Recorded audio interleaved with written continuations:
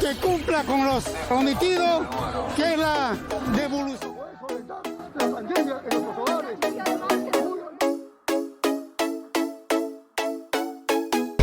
Rosana Galesio, especialista en temas financieros, se encuentra con nosotros en la comunicación y es que es importante, muy pertinente conversar en este momento, Rosana, contigo sobre el cronograma de pago del mes de julio para pensionistas de la ley 19990. Rosana, ¿qué tal? Buenas noches. Pedro, un placer. Buenas noches. Buenas noches. Este cronograma de pago, detállanos por favor para la gente que en estos momentos está muy interesada porque ya llega el momento de cobrar o que el carrito pagador llegue a su destino. Sí, bueno, empieza el 7 de julio hasta el 12 de julio con la primera letra del apellido paterno, ¿no? De la A a la C el 7, de la D a la L el 10 de julio, de la M a la Q el 11 de julio y de la R a la Z el 12 de julio. Recordemos que los depósitos de las pensiones se hacen en las cuentas que han consignado Banco de la Nación, BBVA, GNB, Scotiabank e Interbank. Después de eso vienen los de convenios internacionales, 13 de julio, y posteriormente los pagos a domicilio del 14 al 26 de julio. O sea, se termina con el pago de pensiones días antes de los 7 de julio, ¿no? Claro, y aquellas personas que se encuentran, por ejemplo, con una discapacidad y que recién van a comenzar a cobrar su pensión, ¿hay alguna ventaja que tiene algún beneficio para el tema del cobro de ese dinero? Bueno, tendrían que estar inscritas para el cobro a domicilio, porque tú puedes hacer el trámite para el cobro a domicilio y deberías hacerlo, si ya sabes de esta discapacidad, por ejemplo, estos días creo que serían importantes antes del 7 para terminar, ojalá con suerte de que ya estén inscritos para que puedan cobrar a domicilio. Por otro lado, también recordemos que siempre lo decimos, que los pagos también se pueden hacer, o sea, en realidad son en modalidad a cuenta, en depósito en cuenta o pago a domicilio, cualquiera de los dos. Y yo puedo ir a las ventanillas del banco o al cajero con mi tarjeta, no necesito ningún tipo de intermediario para hacer eso, ¿no? Lo puedo hacer directamente. Pero, ¿cómo evitar estas colas en los bancos para que los pensionistas cobren su dinero, donde lamentablemente muchas veces son presas de estafadores, Rosana?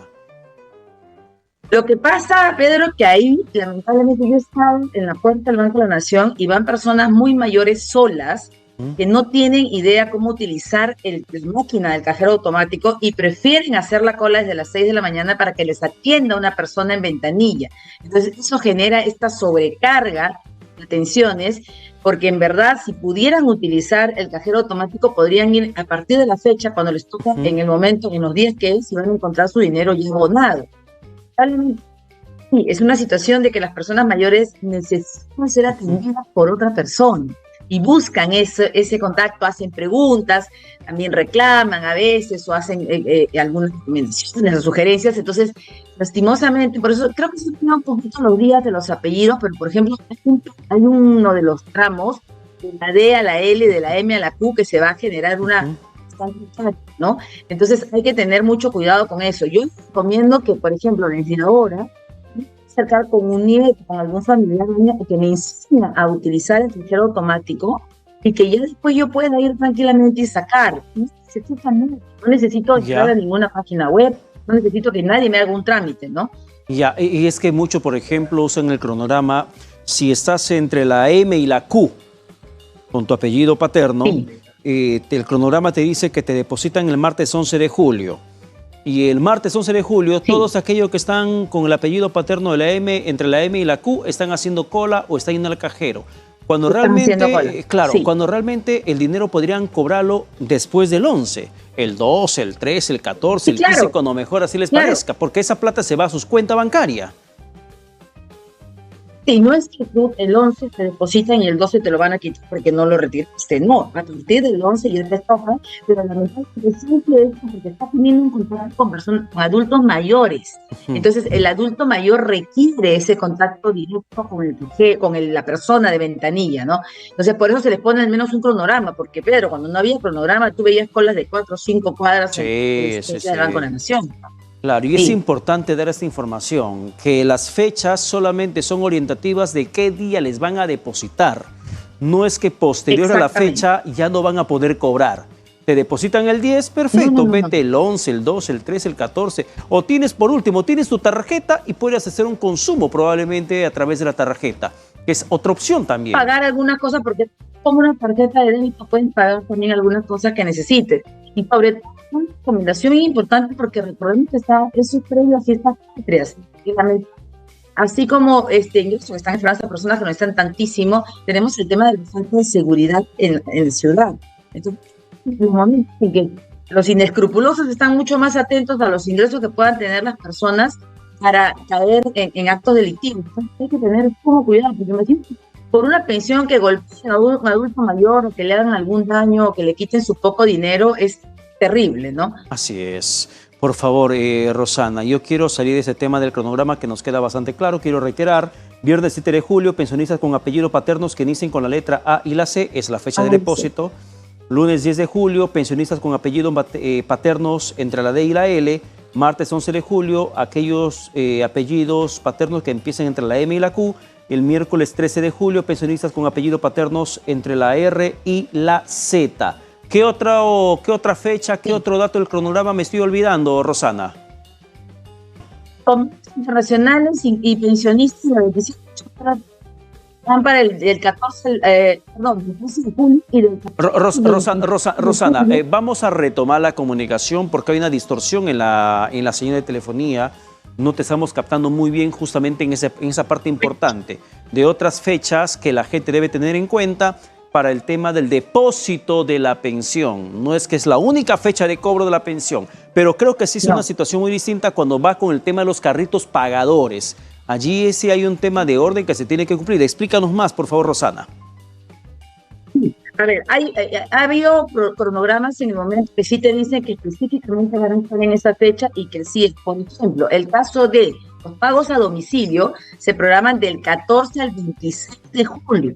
O sea, si no fueron a tu domicilio hasta el 26 o no hubiese nadie cuando van, ahí sí hay un problema porque no van a regresar el 27, 28, 29. Entonces, hay que estar atentos en ese periodo porque ahí sí es abierto. Si inscrito para todo domicilio, tengo que estar atentos que en ese tramo vayan a mi casa a darme mi dinero, ¿no? Perfecto. Rosana, entonces, saliendo de ese tema, yo quiero aprovechar la comunicación contigo para hablar sobre ese tema del anuncio de reforma de pensiones que tanto revuelo viene causando y que, dicho sea de paso, Perú no es el único lugar donde se viene debatiendo esto. En Colombia lo vienen haciendo, en Chile también lo vienen haciendo, porque son países que comparten similar sistema pensionario privado y público como el nuestro. Pero solamente que aquí en el Perú no nos ponemos de acuerdo, porque hay 4 propuestas y las 4 son distintas. ¿Cuál es tu lectura de esto? Bueno, a ver, yo creo que es importante mencionar que en el caso de la reforma que está considerando el Ejecutivo, no está hablando de eliminar ningún programa de pensiones o sistema de pensiones como tal, sino de que los dos caminen, pero que encuentren un mecanismo uniforme entre ellos, ¿no? Por ejemplo, este tema de la no contributiva, por ejemplo, personas que son de extrema pobreza o de pensión 65 o de contigo. Entonces, creo que se está buscando un panorama de ayudar a aquellos que no voy a poder de ninguna manera yo generar una pensión y que el Estado me la genere. La semicontributiva también busca de alguna forma colaborar con cierta parte. Lo que producir, Pedro, hoy es complicado de mencionar es el tema de los independientes, por ejemplo, que ya lo hemos hablado, y que hacerle atractivo que quieran participar en un sistema de pensiones, va a tener que haber algún mecanismo que los invite a eso, o que vincule con las informaciones tributarias que se tengan, porque el decir va a ser obligatorio puede tener algunos vacíos. Y por otro lado también está el tema de la captación de los jóvenes a partir de los 18 años, lo que hablábamos. Garantizar en nuestro país un empleo y un empleo dependiente con beneficios sociales como tal, ¿no? Porque las personas prefieren, y sobre todo después de la pandemia, estar, por ejemplo, por recibo por honorarios o de alguna otra forma que llamamos el subempleo, porque casualmente no quieren descuentos, quieren recibir un neto. Entonces, si yo no quiero descuentos, tengo 20 años, 19 años, voy a colaborar una pensión cuando lo veo tan lejano. Creo que también hay un tema cultural y social en nuestro país que es un poco complicado de cambiar esa idea que tenemos, ¿no? Y esa falta de credibilidad, esa reputación que se ha generado alrededor de los sistemas de pensiones en el país. Entonces, si los 40 más han terminado retirando sus fondos, ¿cómo es atractivo a un chico de 18 25 años? Y además que no necesariamente tienen trabajo, porque hay una gran cantidad de jóvenes que terminan una carrera técnica y que no tienen un trabajo digno, lo que tienen un subempleo. Entonces, creo que ahí hay ciertos mecanismos que se van a tener que trabajar con mucho detalle y muy minuciosamente a la hora del reglamento, del procedimiento, ¿no? Que sea atractivo, no que sea, decirse que sea obligatorio, pero no una imposición que termine asustando al supuesto o al posible afiliado y que no termine aportando, ¿no? Perfecto, Rosana. Muchas gracias por la comunicación y por tus opiniones, que siempre son válidas e importantes recibirlas.